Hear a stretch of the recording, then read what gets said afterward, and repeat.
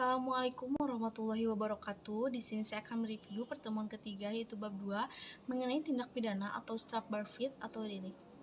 Istilah lebih banyak dipergunakan istilah tindak pidana dibanding perbuatan pidana, peristiwa pidana, pelanggaran pidana, dan lain-lain.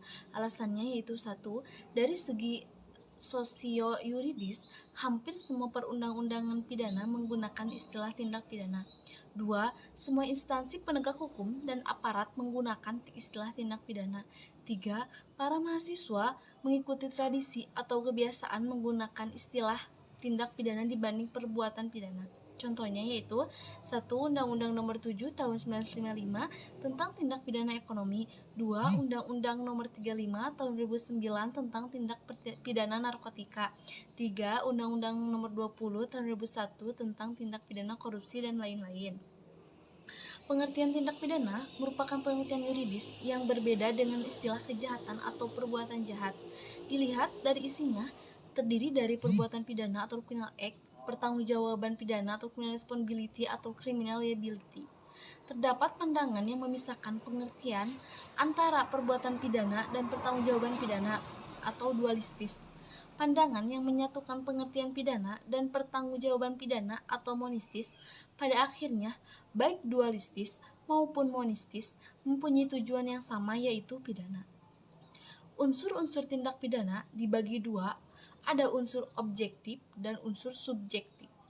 Unsur objektif yaitu ada 6, antaranya itu 1. Perbuatan atau kelakuan, 2. Akibat yang menjadi syarat mutlak dari delik, 3. Unsur melawan hukum, 4. Unsur lain yang menentukan sifat tindak pidana, 5. Unsur yang memberatkan, dan yang terakhir yaitu unsur tambahan yang menentukan tindak pidana. Dan unsur subjektif ada 6, yaitu 1. Kesengajaan, 2. Kealpaan, 3. Niat, 4. Maksud, 5. Dengan rencana terlebih dahulu, dan yang terakhir yaitu perasaan takut. Mempunyai pengertian yang luas, terdiri dari bagian delik, meliputi 1. Terdapat dalam rumusan delik, 2. Penuntut umum harus mencantumkan dalam surat dakwaan, 3. Harus dibuktikan di pengadilan, 4. Apabila tidak terbukti, hakim harus membebaskan terdakwa. Elemen atau unsur delik yaitu 1.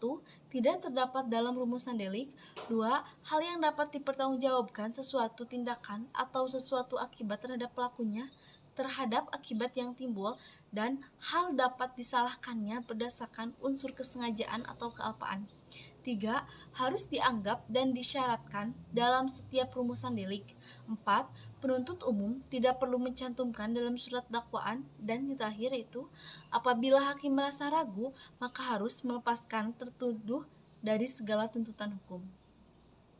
Teknik atau cara merumuskan tindak pidana yaitu 1. Hanya memberikan nama yuridis atau kualifikasi tanpa menyebut unsur-unsurnya, misalnya pasal 351, 297, 184 KUHP. 2. Hanya menentukan unsur-unsurnya tanpa memberikan kualifikasinya atau nama yuridisnya, misalnya pasal 281 atau 305 KUHP. 3. Memberikan kualifikasi dan unsur-unsur serta nama yuridisnya, misalnya pasal 362, 372 atau 378 KUHP. Subjek tindak pidana itu 2. Hanya manusia atau untuk tindak pidana umum, 2. Manusia dan korporasi atau untuk tindak pidana umum dan khusus. Hanya itu saja yang bisa saya sampaikan. Terima kasih. Assalamualaikum warahmatullahi wabarakatuh.